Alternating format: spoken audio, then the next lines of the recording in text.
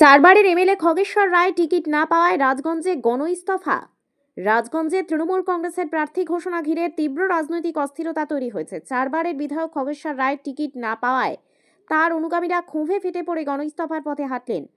জানা গেছে 2026 সালের বিধানসভা নির্বাচনে রাজগঞ্জ আসনে প্রার্থী করা হয়েছে সোনাজয়ী অ্যাথলেট স্বপ্না বর্মনকে। প্রার্থী তালিকা প্রকাশের পরই খগেশ্বর রায় সমর্থকদের মধ্যে ব্যাপক অসন্তোষ ছড়িয়ে পড়ে। এরপর খগেশ্বর রায় নিজেই কর্মী সমর্থকদের সামনে ঘোষণা করেছেন যে তিনি জেলা চেয়ারম্যান পদ থেকে সরে দাঁড়াচ্ছেন। তার এই সিদ্ধান্তের পর একের পর এক পদত্যাগ করা শুরু করেন ব্লক সভাপতি অরিন্দম ব্যানার্জি, মহিলা সভানেত্রী সর্বাণী ধারা সহ 8টি অঞ্চলের সভাপতিরাও নিজেদের পদ থেকে ইস্তফা দেন। খগেশ্বর রায় অভিযোগ করেন, দলে টাকার বিনিময়ে টিকিট দেওয়া হয়েছে। দুপুর পর্যন্ত আমার টিকিট নিশ্চিত ছিল, কী কারণে আমার নাম বাদ গেল তা আমি জানি না। দিদিকে অন্ধকারে রেখেই প্রার্থী ঘোষণা হয়েছে, তাই আমি চেয়ারম্যান পদ থেকে পদত্যাগ করছি। অন্যদিকে ব্লক সভাপতি পদ থেকে ইস্তফা দিয়ে অরিন্দম ব্যানার্জি বলেন, তৃণমূল কংগ্রেসের জন্মলগ্ন থেকে যিনি রাজগঞ্জ ও জলপাইগুড়িতে দলকে প্রতিষ্ঠা করেছেন তাকেই অপমান করা হয়েছে। দুপুর 12:30 পর্যন্ত জেলা সভাপতি মহুয়া গোপ বলেছিলেন খগেশ্বর রায়ের টিকিট নিশ্চিত। তারপর হঠাৎ অন্য নাম ঘোষণা হলো কিভাবে?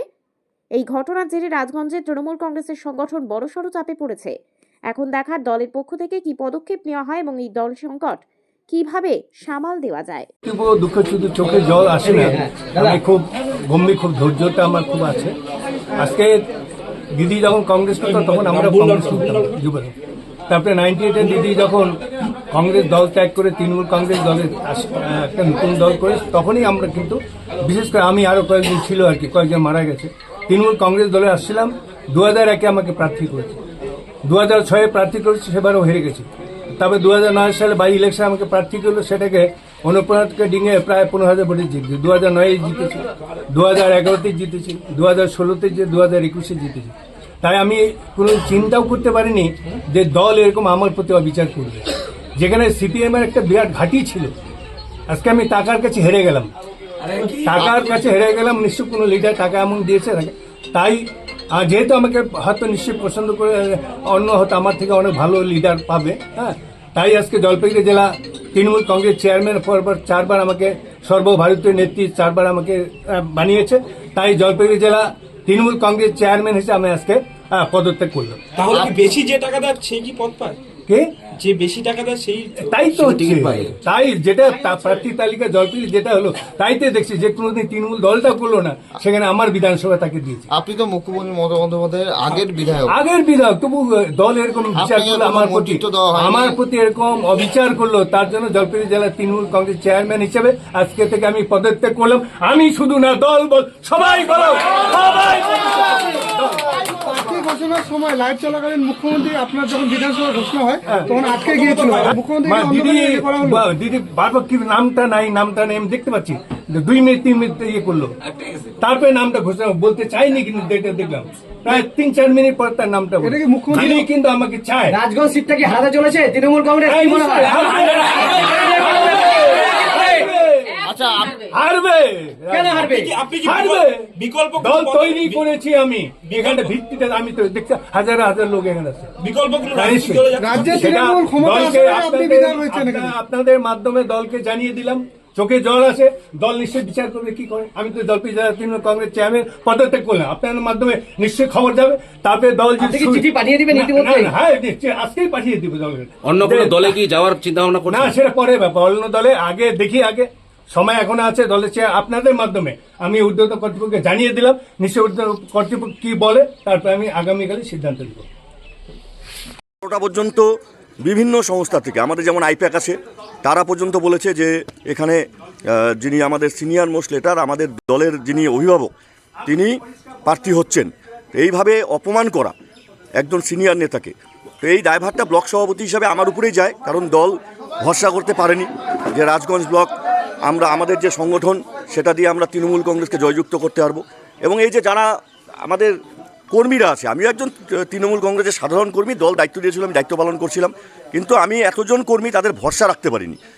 যে তারা যে ভরসা করেছিল যে তাদের যাকে সবাই আমাদের মাননীয় খগেশ্বর রায়, যাকে সবাই রাজনৈতিক অভিভাবক হিসাবে দেখেন, তিনি টিকিট পাবেন এই ভরসায় আপামর আমাদের যারা কর্মীরা তারা ছিলেন, সেই আশা আমি পূরণ করতে পারিনি। এটা আমার ব্যর্থতা ব্লক সভাপতি হিসাবে, যে আমি উপর মহলকে বোঝাতে পারিনি যে এখানে খগেশ্বর বাবুকেই টিকিট দেওয়া উচিত, উনি ছাড়া এখানে কেউ জিততে পারবে না। তো এই ব্যর্থতা আমার নিজের কাঁধে নিয়ে আমি যেমন চেয়ারম্যান সাহেব উনি খগেশ্বর উনি ঘোষণা করলেন যে উনি জলপাইগুড়ি যে চেয়ারম্যান পদে ওনাকে রেখেছিল দল, সেখান থেকে ইস্তফা দিলেন।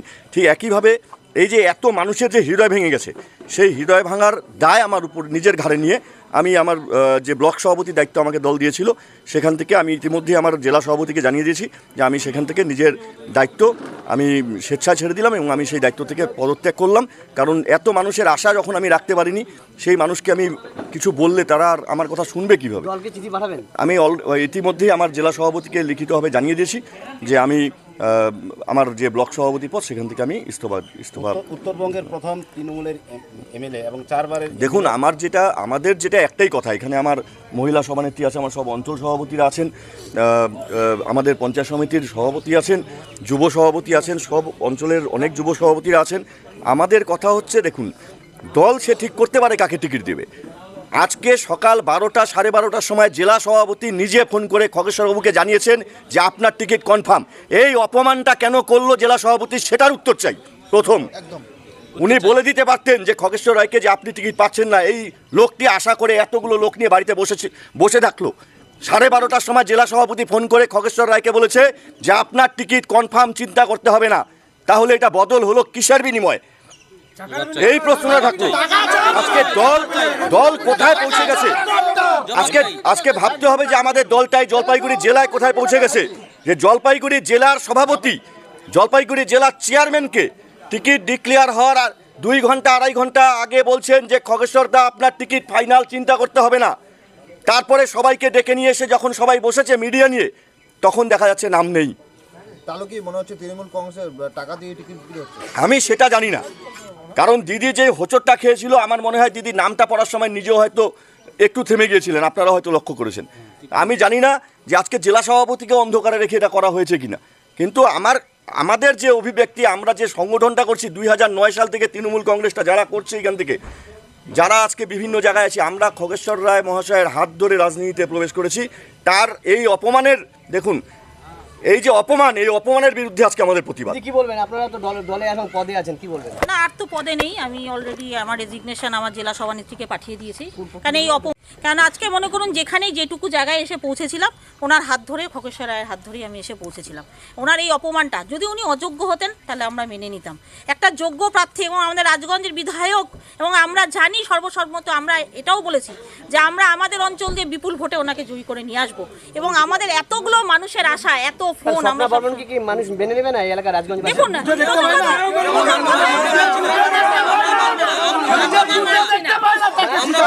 কেউ মানব না, মানছি না, এখানে প্রার্থী হওয়ার যোগ্যই না। আমাদের খগেশ্বর দার মতো প্রার্থী হয় না, ও 4 বারের বিধায়ক। সে এখান থেকে যখন দিদি দিল না টিকিট, আমরা ওই স্বপ্না বর্মনকে আমরা মানি না। সে নিজের বুথে পর্যন্ত পঞ্চায়েত ভোটে ও জিততে পারবে না, স্বপ্না বর্মন। আমাদের যুব সভাপতি আছে, তো আমরা হতবাক এবং একেবারে কি বলবো, কি করতে দলটা করি সেটাই এখন বুঝে পাচ্ছি না। আমি অলরেডি আমার সভাপতি, তারপরে এরকম ঘটনা, আমরা একেবারে বিতশ্রদ্ধ, এবং বাকিরা যেভাবে যেই পদক্ষেপ নিচ্ছে আমিও সেরকমই ভাবনা চিন্তাই করছি। দলের সভাপতি, মহিলা সভাপতি পদত্যাগ করছে, যেহেতু এমএলএ আবার টিকিট পায়নি, আপনি কি বলবেন এটাতে? হ্যাঁ, আমাদেরও উনি অভিভাবক, আমরা ওনাকে দেখি রাজনীতিটা করি, তো ওনার এই অপমানটা আমরা কেউই মেনে নিতে পারছি না। তো আমি একই পথেই যাব, এই চিন্তা ভাবনাই করছি আমি। হ্যাঁ, সেরকমই আমি চিন্তা ভাবনা করছি। এখনো ছাড়েনি সবাই তো। হ্যাঁ, আমি এখনই ইয়ে করে দিচ্ছি। আমার জেলা সভাপতির সাথে যোগাযোগ করার চেষ্টা করছিলাম, যোগাযোগ হয়নি, আমি যোগাযোগ করে